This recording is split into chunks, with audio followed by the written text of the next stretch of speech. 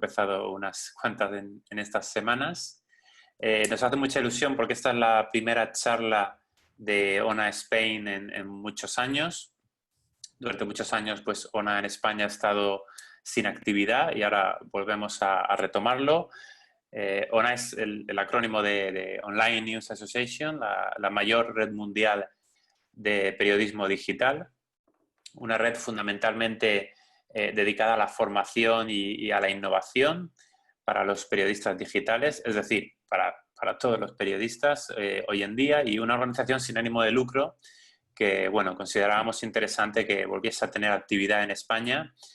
Y la verdad es que con la charla de Paula Guisado de Neutral, pues nos parece un excelente tema y conferenciante para iniciar estas primeras charlas que obligatoriamente van a ser online y que ojalá pronto pues también puedan tener su versión presencial, ¿no? Que era la idea original. Y unas simples instrucciones. Recordar tener el audio apagado durante la charla de Paula para que no se meta ningún tipo de sonido ambiente. Y tanto la compañera Silvia Nortes como yo pues vamos a estar atentos al chat. Podéis ir dejando cualquier pregunta, cualquier comentario que le queráis hacer a Paula en el chat y nosotros pues cuando acabe Paula pues vamos retomando esas cuestiones, esas preguntas y las aprovecharemos para hacer el momento del debate, ¿no? Que también suele ser el momento más, al menos tan interesante como la propia charla.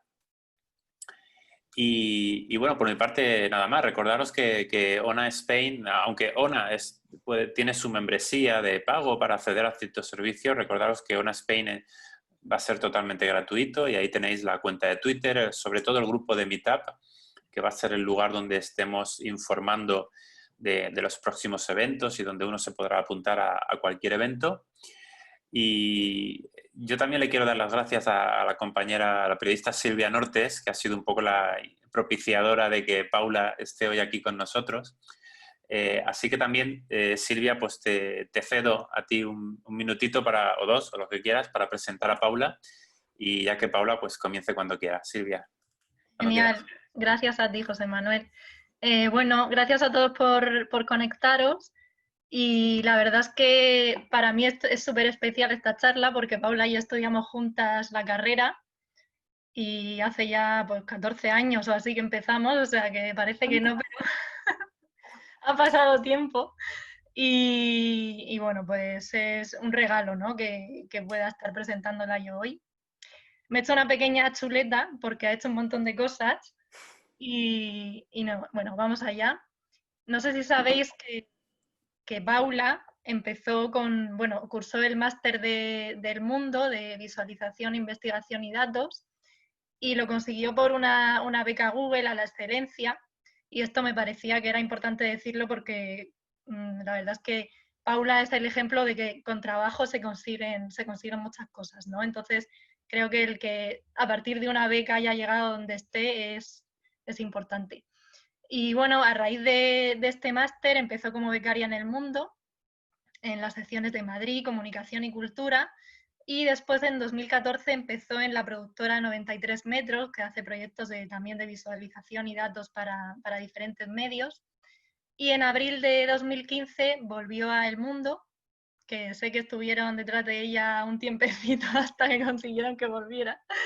Y eso pues le dio el empujón, yo creo, a cómo está hoy y cómo trabaja ella hoy, ¿no? En El Mundo, pues ya sabéis que ha trabajado en investigación y en periodismo colaborativo, que ha formado parte de la Red Europea de Periodismo de Investigación EIC, que es con la red con la que trabajó en Football Leaks, en la publicación y la investigación de Football Leaks en España, y también en las Malta Files, que eran pues los datos sobre cómo las grandes fortunas utilizaban el refugio fiscal en Malta. Y bueno, además de esto, pues hizo también el podcast Historias del Mundo, que recuperaba historias de ese año con las voces de los protagonistas y además hacía el verificador en Instagram en el que pues a través de los datos, ¿no? comentaba ciertas noticias. Y bueno, justo antes de que empezara el confinamiento, y la verdad es que le pilló ahí un momento difícil, se unió al equipo de Neutral y allí pues hace igual innovación, datos y transparencia. Y a día de hoy pues podemos leer su newsletter diaria, que seguro que muchos de vosotros estáis suscritos, sobre la evolución de los datos en la pandemia del coronavirus. Y también la vemos los domingos en El Objetivo con Ana Pastor, que eso a mí personalmente como amiga me hace mucha ilusión verla. Y bueno, aparte de eso, es cofundadora y organizadora de Chicas Poderosas, que es una organización que realiza eventos sobre periodismo, mujeres periodistas, que bueno, también seguramente la conoceréis por redes y hacen cosas súper interesantes. Y bueno, nada, vamos a escucharla, que yo creo que es de lo que vamos a aprender hoy. Muchas gracias a todos. Bueno, qué bien, qué presentación más guay. No hace falta que os diga yo ya nada más porque ya me conocéis casi tanto como Silvia. Quería dar las gracias tanto a Silvia como a José Manuel porque a mí me hace mucha ilusión ser la que inaugure este camino de ONA en España, que seguro que va a tener mucho recorrido. Y bueno, voy a empezar, no sé si, o sea, el título de la charla es ¿qué me estás contando? ¿Y por qué ese título? Pues porque me parecía importante. O sea, yo he estado durante 5 años haciendo periodismo de investigación y de datos y me parece que es fundamental, me parece que en esta pandemia, pero en general en la vida, el periodismo de datos es importante entender y explicar, ¿no?, los datos. Y tan importante es ese periodismo de datos como la parte explicativa, yo creo. Y es algo de lo que me voy dando cuenta cada vez más y ahora durante estos últimos meses también, que al final el contexto es fundamental, que entender y explicarle al lector cuáles son los datos que estás utilizando y ser preciso y riguroso, pero también ser muy, incluso repetitivo, ¿no? Es un poco creo que la idea y eso, o sea, creo que es periodismo de datos, pero también periodismo explicativo lo que hace falta para una pandemia y en general. Yo tenía pensado empezar por fases. Vamos a evitar, porque hablábamos con Silvia y con José Manuel, que como esto en Zoom es un poco más extraño, para no andar poniendo diapositivas y compartiendo la pantalla y quitándola, voy a empezar a recorrer esas fases, que no son necesariamente cronológicas, pero ya me entenderéis. Y luego os voy a poner mi pantalla para compartiros un montón de ejemplos que creo que van a servir para explicar, pues eso, qué son los datos y los ejemplos y con qué hemos estado tratando los periodistas durante los últimos 2 meses y medio. Por empezar, en la fase 0, yo creo que la sitúo como en un, vale, ¿y ahora qué?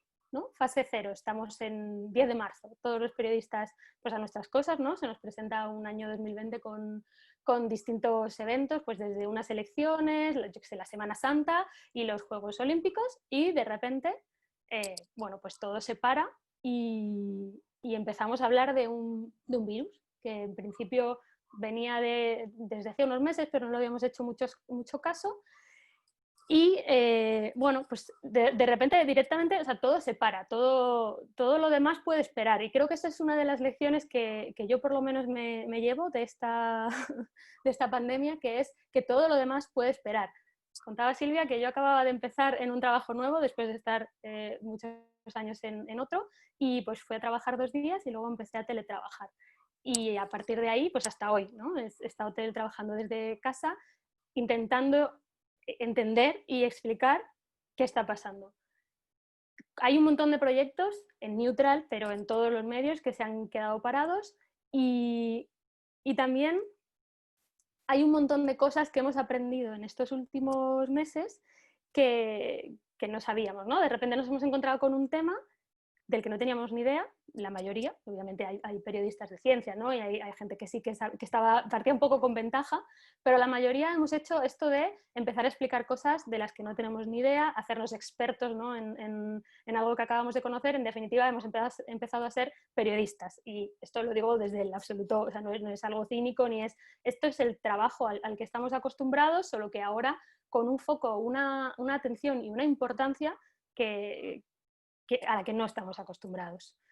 La fase 1 empieza por los datos, porque es súper importante en este caso, en una epidemia, los datos son fundamentales en muchos sentidos, pero para empezar, los datos marcaron quién podía subirse un poco a la ola de explicar esto desde el primer momento, porque entendía lo que era un crecimiento exponencial, por ejemplo. O sea, no sé cuántos de vosotros hace 3 meses era capaz de leer una gráfica que en lugar de escala lineal tuviera una escala logarítmica. Yo, o sea, llevo mucho tiempo haciendo gráficos y esto es algo que he tenido que aprender. Llevo mucho tiempo trabajando con datos y, sin embargo, el crecimiento exponencial es algo que nuestros cerebros no están preparados, ¿no?, para entender. Entonces, eso marcó mucho el punto de partida. A principios de marzo hubo algunos periodistas que empezaron a entender antes que otros, o igual que hubo unos políticos que empezaron a entender antes que otros, lo que podía suponer que de repente hoy hubiera 10 casos y al día siguiente hubiera 20. Y empezamos, los que quizá no lo entendimos desde el principio, nos tuvimos que poner las pilas. Y creo que en ese principio, en esos primeros días, se empezó a notar que realmente hacía falta entender los datos, entender las métricas, qué es un R, qué es el R0, qué es letalidad y qué es la diferencia con mortalidad. Voy a pasar por todo esto un poco deprisa porque quiero que vayamos más o menos rápido para luego poder debatir, ¿no? Y que me digáis que no tengo razón en nada y que os parece fatal todo lo que he dicho.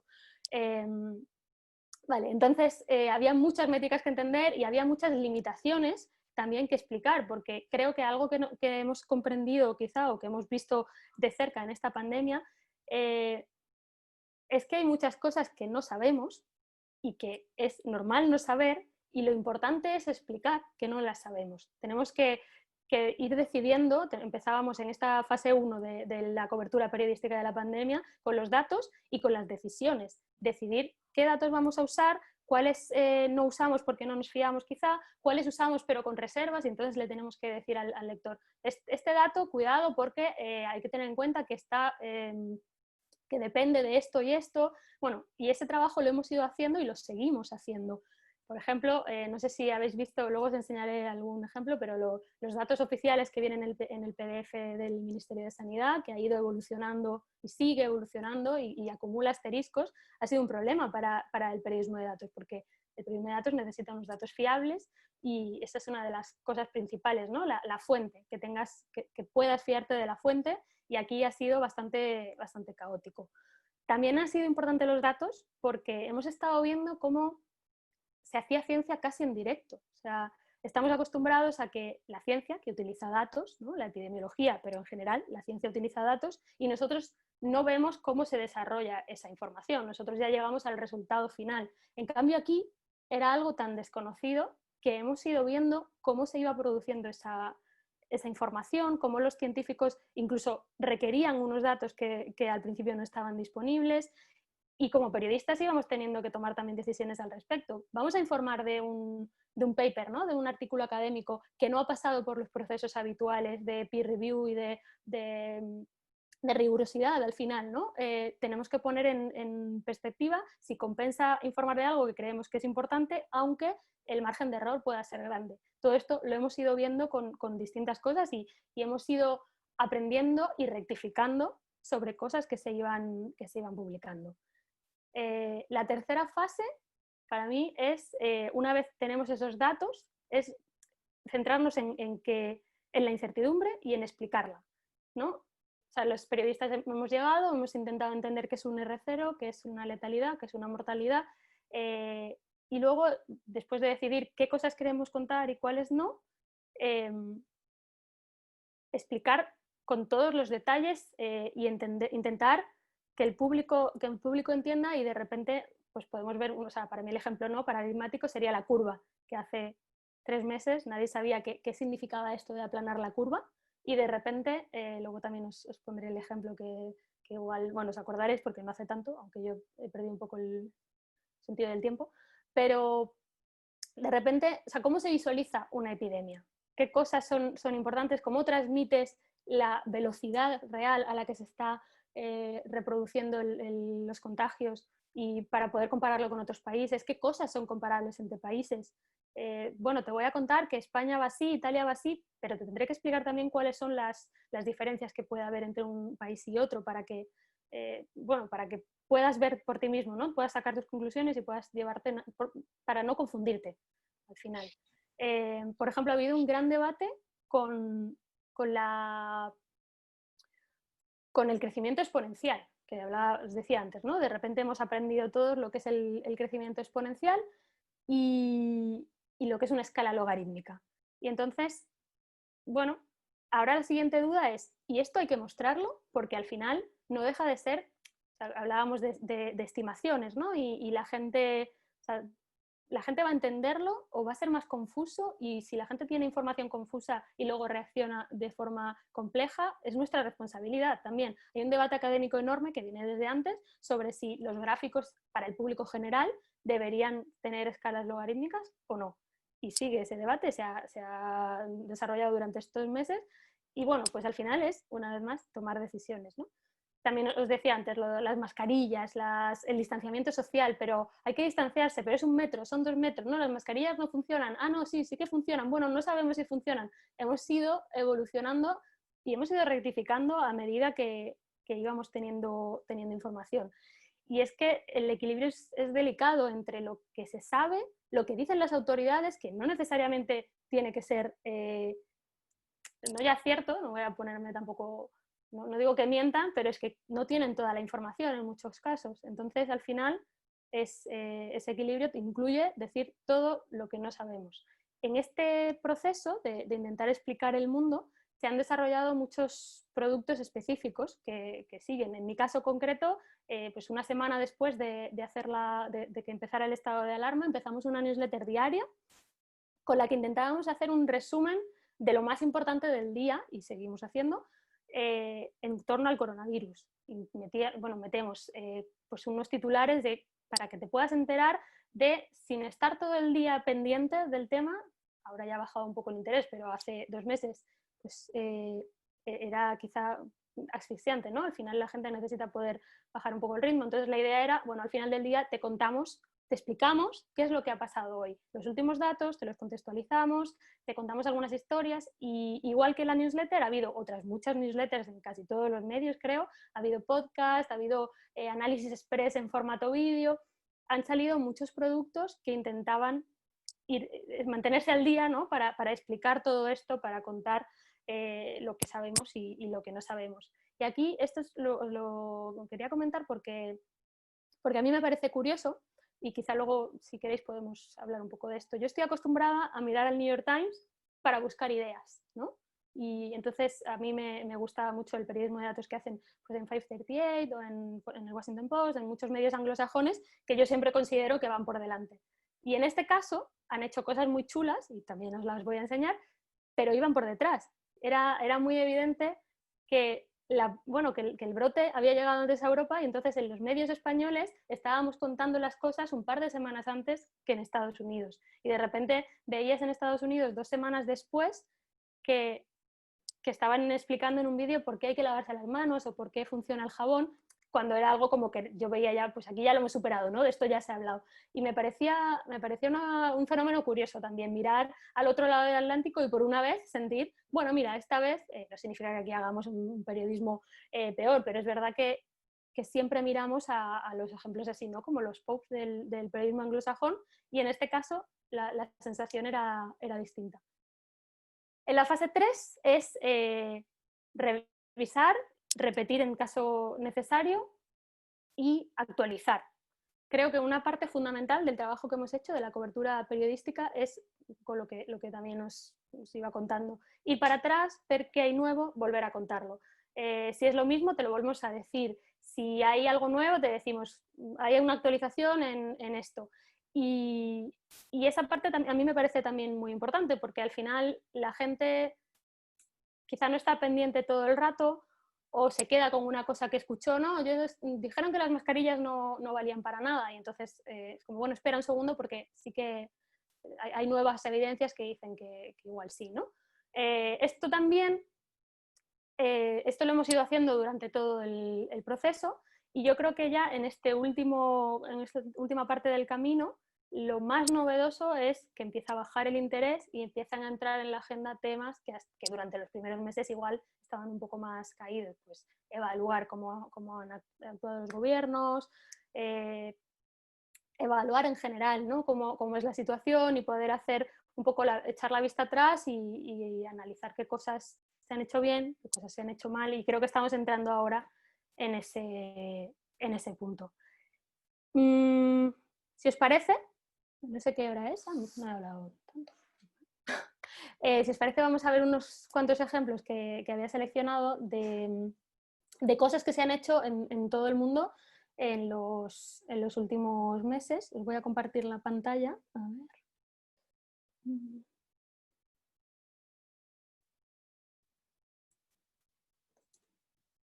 ¿Veis mi pantalla? Sí. Bien. Vale.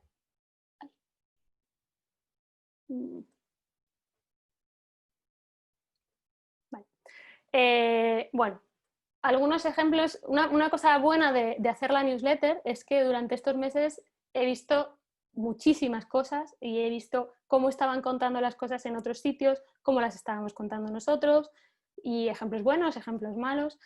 Y para mí, uno de los mejores ejemplos de cómo se ha contado el ritmo de la pandemia, de lo que han sido los contagios y cómo evolucionaba el brote, es en el Financial Times. Ellos empezaron con un gráfico, este que veis en la esquina izquierda, superior izquierda.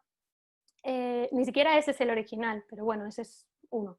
Empezaron con este gráfico que iba midiendo cómo evolucionaban distintos brotes, ¿no? Y se podía ver la tendencia en distintos países. Pero no solo eso, para empezar iban añadiendo información pero un momento, ¿qué significa que la curva esté más inclinada o menos? Y entonces veis que hay un montón de anotaciones que iban surgiendo. Además, han ido actualizando, tienen una pieza donde son las últimas cifras del coronavirus, y arriba, cuando entras a esa pieza, te dice qué es lo último que hemos cambiado. Entonces ellos van contando, pues mira, ahora resulta que el foco ya no está tanto en los países, ahora el foco está en las regiones. Entonces esa curva, ya no, la primera que te ponemos no es España comparado con Italia, con Francia, con Reino Unido, no. Ahora te vamos a comparar Cataluña con la región del Véneto, con la zona de no sé dónde de Reino Unido, porque ahora el foco está en esto. Si veis el gráfico de la derecha es el que tienen ahora ya no tienen esa curva inicial, sino que tienen el gráfico a la derecha donde está como el acumulado y por regiones, porque creen que ahora el foco, su decisión editorial es que ahora hay que fijarse en eso. Y luego os pongo también al chico que es el que hace la mayoría de este trabajo, John Murdoch, que además él cada día iba haciendo un hilo en Twitter donde iba contando todo esto, y me parece que es uno de los trabajos más destacables y quizá más didácticos de todo esto. Este es del 12 de marzo, que yo creo que es quizá con el que mucha gente, es el gráfico con el que mucha gente entendió qué significaba eso de la curva, ¿no? Pero no es intuitivo. O sea, ahora ya, bueno, estamos todos muy acostumbrados a aplanar la curva, pero quizá el que me estás contando empieza aquí, empieza con, sí, vale, venga, o sea, esto, frenar la curva, se frena, se aplana, ¿qué significa la curva? ¿Esto que me estás dibujando es real? Porque una de las cosas que hay que explicar es que esto es una estimación, que esto no significa que si de repente baja el ritmo entonces ya el sistema de salud no colapsa y va a ser así. No, probablemente va a haber una nueva ola más adelante cuando vuelvas a rebajar el confinamiento. En fin, había muchas cosas que explicar aquí y ese es el trabajo que se ha ido haciendo, ¿no? En los últimos meses. Este también me parece un ejemplo brutal de lo mismo, de intentar explicar un concepto muy complicado que ahora ya parece que todos entendemos, ¿no? El distanciamiento social es necesario, funciona, porque así evitas que... Pero ha habido muchos gráficos y quizá este fue el más de los primeros o el que más claro explicaba por qué distanciarse evita los contagios. En un momento en el que no estaba tan claro, ¿no? Donald Trump tardó bastante en cerrar Europa, Boris Johnson también. Bueno, no, al final estas medidas que se han ido tomando requerían datos, requería el apoyo de la opinión pública, y eso también se consigue así, ¿no? Este también me gusta porque creo que contextualizar es importante. Al principio, ¿no? Era como, no, esto es una gripe, y bueno, ¿cómo demuestras que no es una gripe? No exactamente, esto es más un contexto histórico, pero demuestras que una cosa no es igual a otra comparándola. Y al principio el problema es que no teníamos suficientes datos y seguimos de hecho todavía necesitando más datos que no tendremos hasta que haya pasado un tiempo, pero conforme íbamos avanzando podíamos ir explicando mejor por qué el coronavirus no es una gripe. A ver, ¿qué hora es? Vale. También las distintas, esto en el país, que se publicó también a mediados de marzo, explicaba lo que hablábamos, ¿no? De la diferencia entre una gráfica lineal, una escala lineal, una escala logarítmica. Y bueno, este artículo en concreto hablaba de distintas medidas, de cuáles eran los enfoques que estaban haciendo distintos países. Y a mí me parece acertado dar las dos opciones, porque hace poco vi un estudio de la London School of Economics, donde después de 2 meses de estar haciendo curvas que muestran un crecimiento exponencial y con esta escala logarítmica, ellos han hecho un estudio que demuestra que la mayoría de la gente sigue sin entenderlo. Entonces, bueno, quizá no está de más dar varias opciones y sobre todo, pues como en el ejemplo del Financial Times, ¿no? Explicar todo el rato con anotaciones. Los gráficos no están, no hay una regla única sobre cómo hacer un gráfico, y añadir información, es verdad que tienes que tener cuidado para que no sea, no atosigue y no estropee la comprensión, pero por lo general poner notas que ayuden a leer un gráfico cuando es un gráfico que no es habitual, y en este caso pues yo creo que la mayoría de los gráficos no son los gráficos a los que estamos acostumbrados, para mí nunca resta. Esta es la newsletter que empezó el 19 de marzo y por ahora sigue siendo diaria, donde bueno, pues os he puesto así un par de ejemplos de las 6 claves que llevaba ese día, con una idea, porque me parecía interesante ver que se estaba pensando o que se está pensando, que se habla sobre el coronavirus y sobre en general, ¿no?, la sociedad. Luego, en los datos actualizados es una sección que ha ido variando muchísimo. No pensaba que fuera a ser así. A mí me parecía interesante plantear los datos que tenemos de contagios, de muertes y de recuperaciones. Y no solo dar el dato de hoy, sino que se pudiera ver un poco pues como si fuera un gráfico, ¿no? Que tuvieras la información de cómo ha sido la evolución.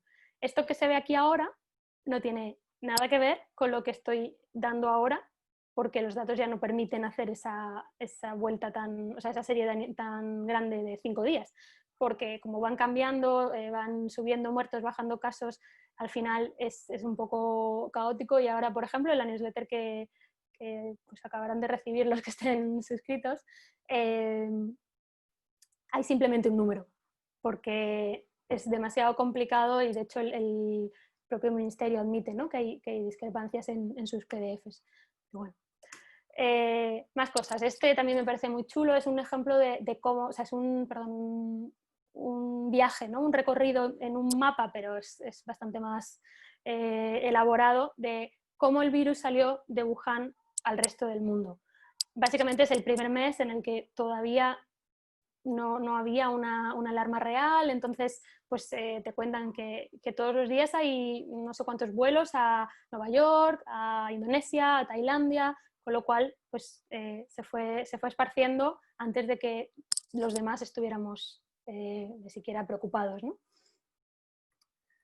Estos también me gustan mucho y ha habido varios ejemplos de ello durante la cuarentena, que son un poco el escenario, ¿no? El contexto en el que estamos viviendo la cuarentena también me parece importante.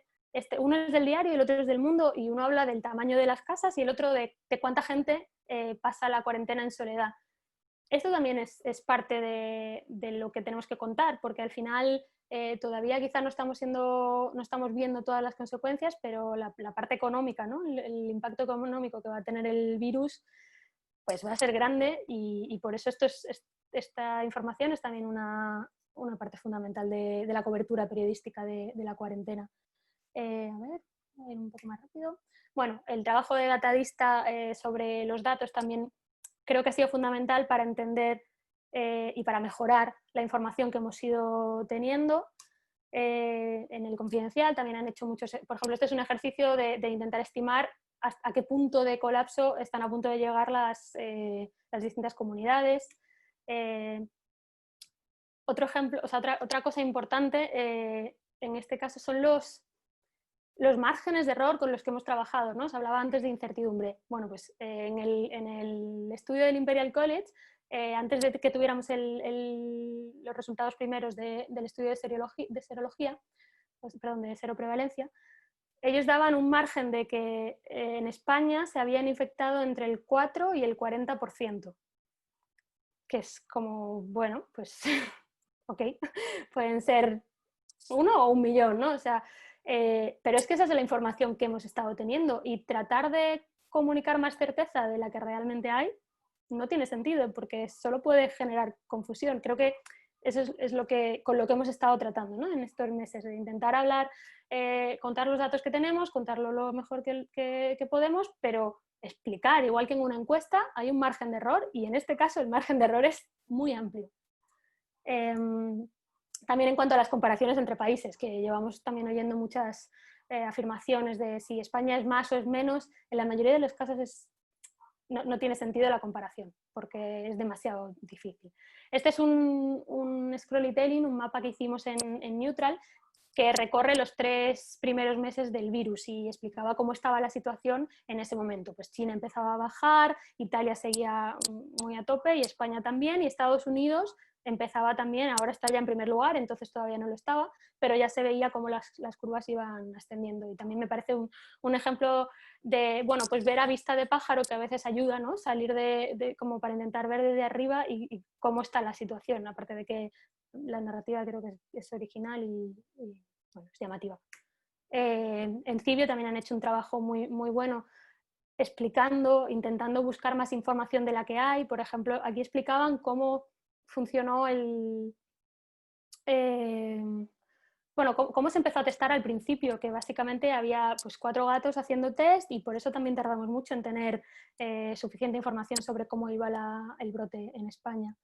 A ver. Vale, esto es el diario, que también han hecho muy buen trabajo. Esta simulación de un estornudo creo que es brutal y a mí por lo menos me asustó. Yo soy un poco hipocondríaca, entonces ver que de repente un estornudo te puede llegar hasta, no sé, 6 metros. Bueno, a mí me inquietó bastante. Explicar qué son los test, eso también es una información que creo que hemos tenido que contar muchas veces y que sigue sin estar muy clara. En el Ministerio al principio daban información solo de una cosa, luego empezaron, al principio no especificaban mucho, luego empezaron con PCR, de repente apareció también información sobre los test, ahora mismo no está muy claro por qué los test no salen, pero en fin, y qué detecta cada uno. Bueno, todo eso también lo hemos estado intentando aprender y explicar. ¿Qué contamos exactamente con los contagios? Contagios nuevos, contagios notificados ahora, contagios que sabemos que ocurrieron en los últimos 7 días. Todo esto ha ido cambiando en los PDFs oficiales. Lo de la vacuna, me parece muy chulo. Este ejemplo de New York Times básicamente lo que hace es contar cuál es el plazo habitual para tener una vacuna y cuál es el objetivo que tenemos con la vacuna del coronavirus. Y parece complicado. Podcast, os hablaba también de productos que se han hecho en estos días, ¿no? Para explicar, pues también. Una nueva curva, El País el 5 de mayo publicaba lo que como la sustituta, ¿no? De la curva que ya conocíamos, que ahora era una curva que medía la actividad y el ritmo de contagios, porque de repente el país empezaba a abrirse y ya no era solo importante cómo crecía, sino también que pudiera mantener una actividad y a la vez controlar el brote. Este ejemplo del Guardian es muy chulo por la parte práctica, porque estamos hablando de distanciamiento social, pero de vuelta al trabajo, y entonces ellos hacen el ejercicio de decir, vale, si ahora volvemos al trabajo con normalidad en Londres, pero manteniendo la distancia social, ¿cuánto tiempo va a tener que esperar una persona para coger el metro? Y bueno, les salía pues que en una estación normal, ni siquiera muy céntrica, habría una cola, porque encima las colas tienen que mantener los 2 metros de distancia, de, no sé, 2 paradas, creo, que llegaban como a la siguiente parada de metro. Y ya termino los ejemplos que os quería mostrar. Os contaba al principio que hemos estado peleándonos con los datos, creo que el gobierno se ha estado peleando con los datos, también con los datos que llegaban desde distintas comunidades, con los datos que se quería mostrar, los que tenían, las actualizaciones que han ido haciendo. El resultado de esto es que para los epidemiólogos es muy difícil, si no tienes una serie histórica a los epidemiólogos y en general para ¿no? la gente que tiene que seguir profesionalmente la epidemia. Es muy difícil si la serie no está consolidada, y para los periodistas también. O sea, si al final tienes distintas fuentes de datos que te dan información distinta, o incluso la misma fuente que te da información distinta, como ha pasado desde el último tema que tenían en El País sobre esto, asteriscos, incoherencias y datos que aparecen y que desaparecen. Contar qué está pasando cuando los datos siguen cambiando hasta hoy, o sea, esto es de hoy, bueno, pues ha hecho muy difícil la cobertura y yo creo que, bueno, creo que en general los periodistas hemos estado a la altura, pienso. O sea, ha habido periodistas de ciencia haciendo muy buen trabajo, periodistas de datos que han hecho, bueno, ya habéis visto muchos ejemplos aquí, y bueno, y creo que los datos no han estado a la altura. Esta es la última diapositiva. Después de la fase 0, 1, 2 y 3 llegará la nueva normalidad. El otro día le leía en una entrevista a Aramburu que cuando vuelva al fútbol nos olvidaremos del coronavirus. Yo, bueno, creo que es posible, no necesariamente el fútbol, pero cuando vuelva la vida, ¿no? Pues al final todo pasa y se nos quedará un poquito aquí la salud mental, dicen que estará bastante tocada, pero bueno, sí, el coronavirus pues será una cosa secundaria. Quería terminar con 3 noes o 3 lecciones que para mí ha dejado la cobertura periodística de la pandemia, o más bien que ha confirmado, porque no hay nada especialmente nuevo, ¿no? Uno es que no hay certezas y esto es importante. Yo creo que leí hace poco en Agencia Sync sobre cómo los expertos igual han bajado del altar en el que los hemos puesto, porque la ciencia no es magia y un experto que te diga que lo sabe todo no es un experto. O sea, los expertos por lo general son cautos y su frase habitual es matices, no sabría decirte, esto es mucho lo que no sabemos, ¿no?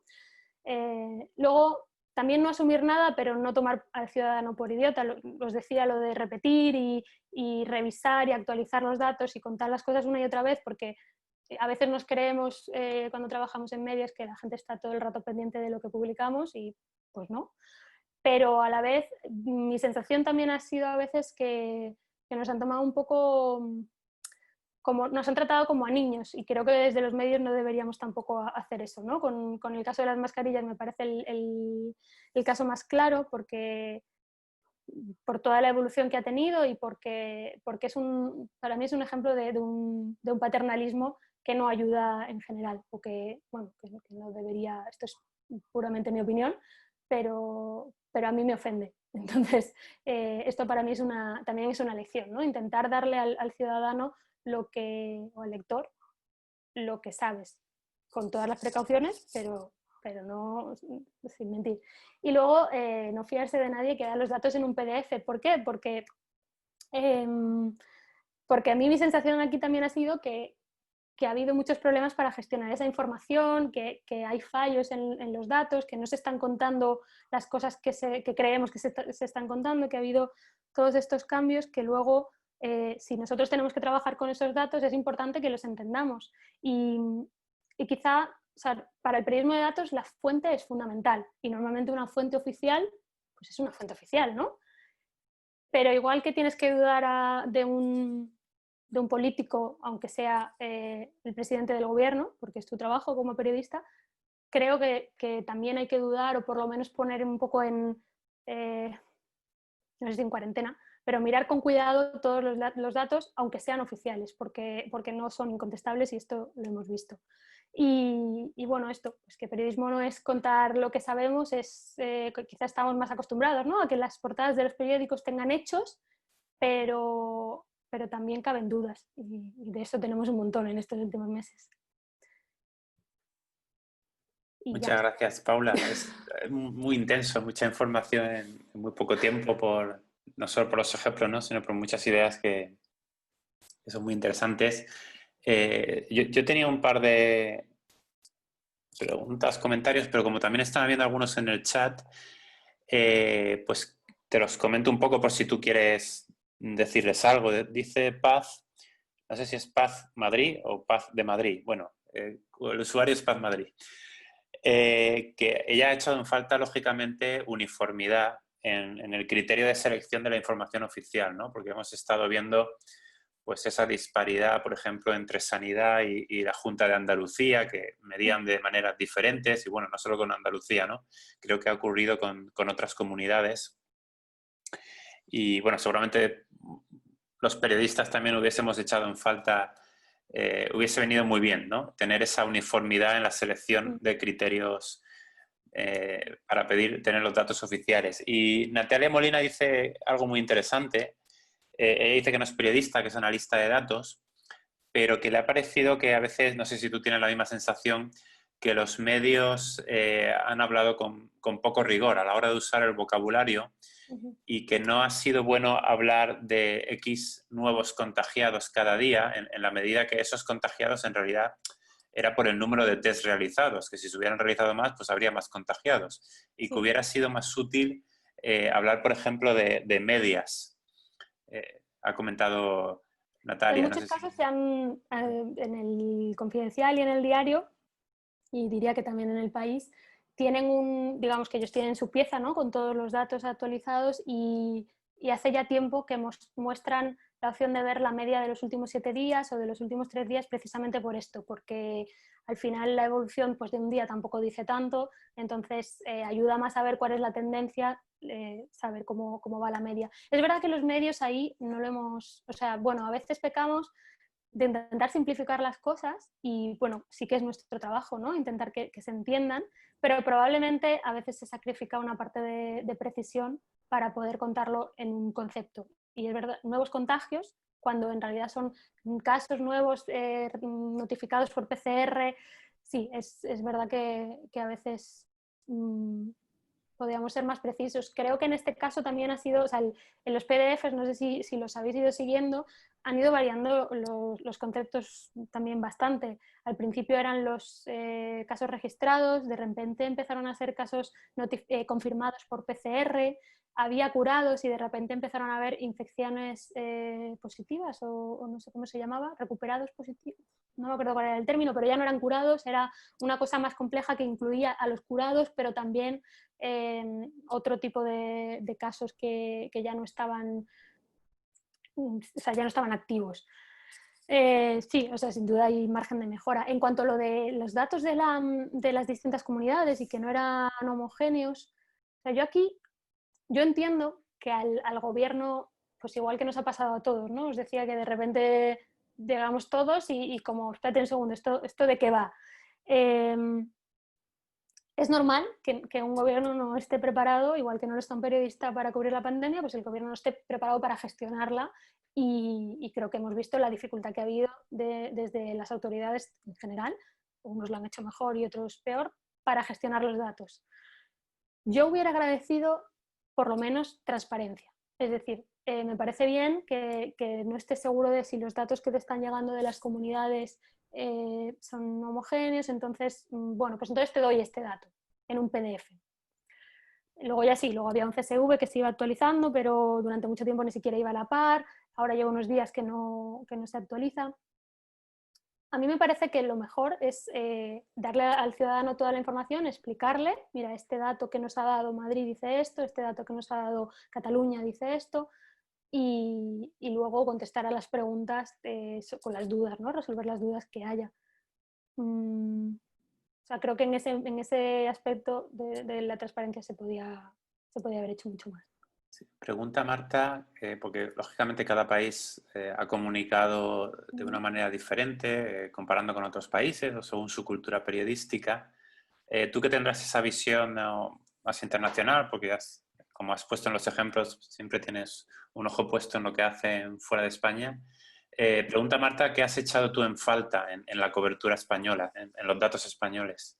Pues tengo un ojo puesto en el resultado, pero claro, no sé exactamente cómo es la información que llega en Francia o en Reino Unido o en Estados Unidos. Sí sé, y esto no me hace falta compararlo, que dar un PDF con los datos diarios es una mala idea. O sea, a mí tener que copiar un número de un PDF todos los días para poder ponerlo en un Excel mío donde yo iba siguiendo la evolución, creo que no es el funcionamiento mejor, porque estás introduciendo pues que yo me equivoque al copiarlo y entonces me equivoque, o que el funcionario que lo ha puesto de repente no lo copie mal en el PDF, porque, en fin, no es la forma de trabajar con los datos y además, pues por ejemplo, no han dado datos de provincias durante mucho tiempo y ha habido gente que ha habido muchos esfuerzos de gente en Twitter, de gente que simplemente sabe trabajar con datos y ha ido a buscar y ha recopilado para poder tener esa información para que otros periodistas pudieran utilizarlos. Por ejemplo, en Cibio hicieron esto con los test porque no estaba recopilado durante mucho tiempo y creo que ahora siguen sin ponerlo en el PDF, no estoy segura, pero creo que no. ¿Cuántos tests se estaban haciendo en cada comunidad? Esa información no la recopilaba el ministerio. Entonces, no sé, o sea, a mí me parece que hacer un mando único en sanidad también debería conllevar ese esfuerzo, ¿no? Creo que durante mucho tiempo quizá no ha estado muy clara para las comunidades cuál era la información que tenían que remitir y no sé si ese habrá sido el principal problema, ¿no? La confusión entre unos y otros, pero creo que el gobierno podía haber actuado más como centralizador, porque al final son estadísticas necesarias para poder seguir la pandemia y tener que ir a buscarlas comunidad a comunidad no me parece lógico. Bueno, acabas de contestar un poco la siguiente pregunta que dejaba Samuel, que ve un poco por ahí, ¿no? ¿Cuál era la dificultad para medir por parte del gobierno, ¿no? ¿De dónde creías que venía esa dificultad? Yo quería preguntarte, porque has hablado de una idea interesante, ¿no? El ser repetitivo. En este tipo de cobertura, la necesidad de ser repetitivo en la medida en que eso da contexto, ¿no? De nada nos sirve un dato si no se nos recuerda la evolución o el histórico de la semana o del mes o de lo que sea. Por ejemplo, en tu caso particular, con esta newsletter que llevas y que dices que sigue siendo diaria, que por cierto yo la he descubierto a raíz de organizar esta charla y la verdad que me parece muy, muy chula, ¿no? Es una panorámica de todo. ¿Cómo lo haces? ¿Cómo decides, bueno, y ahora en la próxima newsletter, qué repito, qué no repito? Esto ya lo he dicho. ¿Cómo lo decides? Por ejemplo, con los datos, mantengo siempre el mismo orden e intento que sea reconocible, ¿no? Intento que no es un gráfico, pero que sea algo parecido a un gráfico para que si ya has leído la newsletter 3 veces sepas perfectamente, ¿no? Leer esa información. Y luego hay una serie de temas recurrentes. He hablado 20 veces de las mascarillas, pero es que me parece un tema bastante clave. Las mascarillas han ido y hemos hablado de ellas mucho tiempo y yo he hablado de mascarillas muchas veces porque pues al principio era si era necesario o no, cuando era necesario, pero qué tipo de mascarillas. Entonces, mi decisión ha sido que ese era uno de los temas que hacía falta seguir actualizando, porque no solo era una cuestión de importancia, de importancia de cara a frenar la pandemia, sino que la información se iba actualizando, con lo cual había que hacerlo así. No sé, para mí había algunos temas como ese que eran importantes. Se ha dado mucho la matraca con el distanciamiento social y cada 3 o 4 newsletters había una frase tipo madre casi, ¿no? Y recordad, hay que ser responsables y el distanciamiento social y algún tema que apoyaba, ¿no? Como una guía para salir a la calle sin riesgo de tal. Y bueno, pues eso, he ido intentando en los temas que me parecían importantes, recuperándolos una y otra vez. Pregunta Simón, porque claro, además de la pandemia hemos tenido esta infodemia, ¿no? Este exceso de datos en sí mismos. Desde el punto de vista del periodista, desde luego el lector yo creo que se ha visto abrumado, pero pregunta Simón, ¿el periodista también ha tenido esa infodemia? ¿Le ha afectado en cuanto a qué selecciono y qué no selecciono para su cobertura? Sí, o sea, bueno, que no selecciono, sin duda, pues hemos dejado todo lo que no tuviera que ver con el coronavirus, ya, ¿no? Lo decía al principio, que se ha parado. Pero yo creo que el principal problema ha sido, más que la información, la desinformación. En Neutral yo no trabajo en el equipo de verificación, pero en la newsletter tiene un bloque que son los últimos bulos desmontados y raro es el día que no hay 4, 5, una recopilación porque ya hay un montón y entonces hacemos pues eso, recopilamos unos cuantos. Ha sido brutal, el equipo de Neutral se ha tenido que reforzar, han recibido, o sea, una barbaridad, o sea, no te sé decir las cifras, pero no sé, o sea, la cantidad de bulos en torno al coronavirus y de información falsa, manipulada de todo tipo, incluso de bulos que se desmentían y que luego volvían, que esto es algo bastante habitual, ha sido brutal. Y yo creo que en muchos casos el problema para el ciudadano y para el periodista es eso, ¿no? Estar alerta de que no se te cuelen cosas de estas que habrá pasado, pues la hidroxicloroquina yo creo que también ha sido uno de las palabras que hemos aprendido, yo por lo menos este año, y la cantidad de información y desinformación, alguna directamente viniendo desde el presidente Trump, que hemos tenido que gestionar. Has dicho otra cosa que es interesante, la dificultad o la poca tradición que hay o costumbre de comunicar la incertidumbre, ¿no? Y algo que es muy habitual en una pandemia. ¿Crees que a la audiencia le gusta más leer o escuchar a medios que comunican certezas que a los medios que te dicen, oye, pues es que esto no estamos seguros, es que esto no tenemos datos suficientes? ¿Que les gustan más los medios que les dicen esto es así? Sí, o sea, sin duda. Bueno, al final es que hay una altísima, un altísimo porcentaje, ¿no?, de lectores que leemos para confirmar sus sesgos. Entonces, pues que de repente me pongas en duda una cosa, no me estás ayudando a confirmar nada. Y bueno, sí, y luego también es una cuestión de que es difícil. O sea, transmitir esa incertidumbre no es algo fácil. En las encuestas lo vemos cada vez que hay unas elecciones. No sé, pasó con Trump, ¿no? Y de esto se ha hablado mucho, que había pues que era un 22% o algo así de probabilidades de que ganara y Hillary tenía un 70 y pico, un 80, y ganó Trump. Y entonces, claro, es que un 22% no significa que no tenga ninguna opción. Significa que puede pasar, aunque haya menos probabilidad. O sea, esto es difícil de entender, los periodistas también probablemente queremos dar noticias, ¿no? Estamos acostumbrados a contar qué es lo que pasa y no decir, bueno, podría ser, esto es en un titular, ¿cómo metes eso? Entonces estamos acostumbrados a eso, los ciudadanos supongo que también los hemos acostumbrado a esto y es complicado, pero bueno, también es una cuestión de educación. A mí me parece que hay un punto, no es una cuestión de que el periodista tenga que ser un profesor, pero sí que hay una parte ahí didáctica de decir, no sé, hace 100 años igual nadie sabía leer un gráfico de barras y ahora es un gráfico habitual. Pues igual hay que ir incorporando también a los gráficos que hacemos de las encuestas el margen de error y que la gente se acostumbre a que si el partido que sea tiene este porcentaje de estimación de votos, no es este porcentaje, sino que es entre este y este, ¿no? Y esto es con las encuestas porque es lo más habitual en lo que hablamos de margen de error, pero evidentemente en una pandemia donde la incertidumbre es tanta, pues aún más. Claro.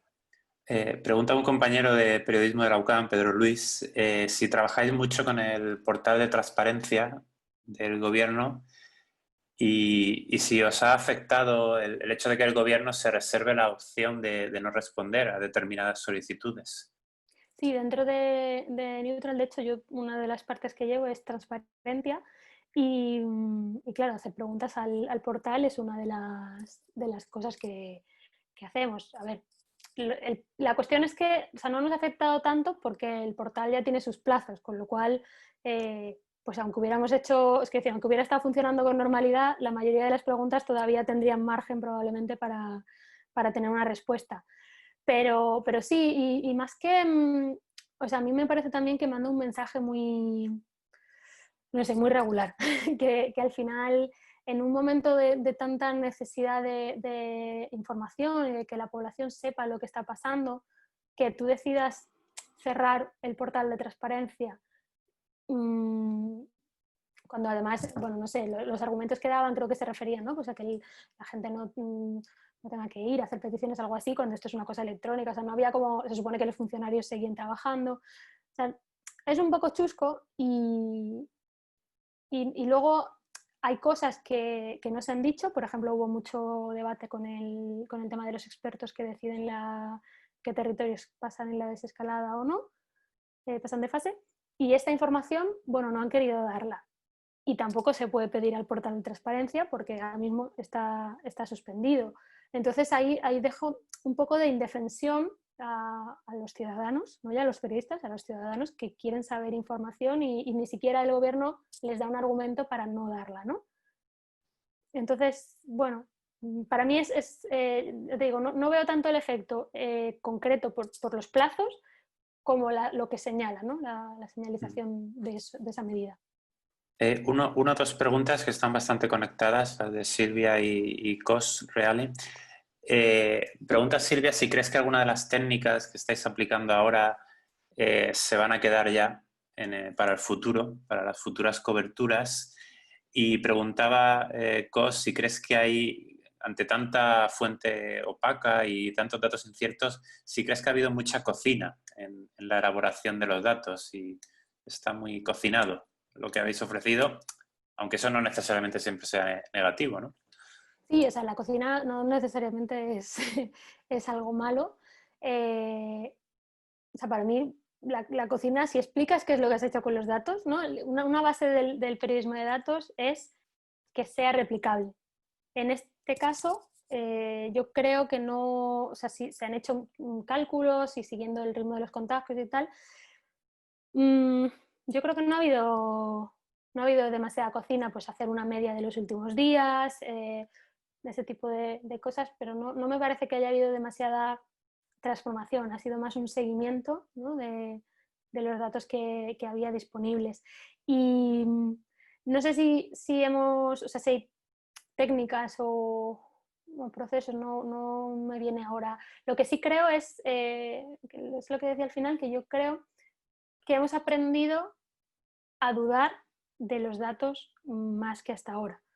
O sea, ya de por sí, esto es también como una máxima, ¿no? de periodismo de datos, que es entrevistas a los datos como entrevistarías a una fuente, y eso quiere decir que tienes que contrastar luego esa información. Pero es verdad que tú, pues si vas al INE, no contrastas luego esa información porque es una información fiable, o si tienes una información del ministerio, pues es un ministerio, ¿no? Es una información fiable. Creo que hemos, o yo por lo menos, me siento ahora más predispuesta a poner en duda los datos, aunque vengan de una fuente eminente.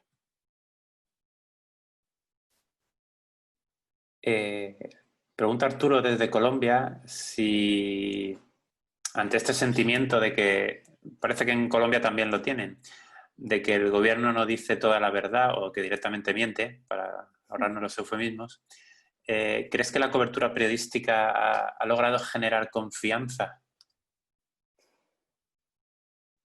Pues no lo sé, porque he visto tanta polarización, la verdad, en general, que no estoy muy segura. Mi experiencia personal con la newsletter también, como es un producto muy cercano, o sea, yo todos los días entro al buzón de la gente y les doy una información y es como una carta, ¿no? Que yo les llevo.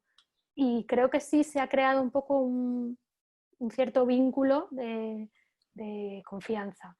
Aún así, no lo sé, o sea, yo no estoy segura, no estoy segura de que esto haya generado más confianza o menos. O sea, creo que en general hemos hecho, que el periodismo ampliamente ha hecho un buen trabajo, y también en muchos casos, os he puesto el ejemplo, por ejemplo, de Datavista o de Cibio, y hay más gente en Numeroteca, en Twitter, por ejemplo, que han suplido un trabajo que tendría que haber estado haciendo el gobierno. Y mi esperanza es que eso tenga una repercusión, es decir, que el ciudadano vea, ¿no? Como que hay un papel ahí importante que ha estado haciendo el periodismo. Pero no lo sé.